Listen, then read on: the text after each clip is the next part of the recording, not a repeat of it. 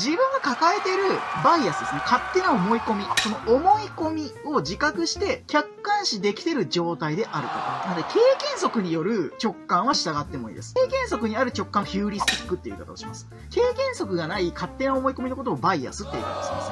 この違いだと思ってください。この時にね、行動経済学で、メジャーな考え方ですね。早い思考と遅い思考の考え方です。システム1、システム2ってやつですね。逆に言えば、この条件が満たされているヒューリスティック、経験則に従わないバイアスってめちゃめちゃ危険なんですよ。で、ある分野の専門家として、10年以上の経験がある。そういう人の直感と、初めて間もない人の直感ではまるで違うわけですよね。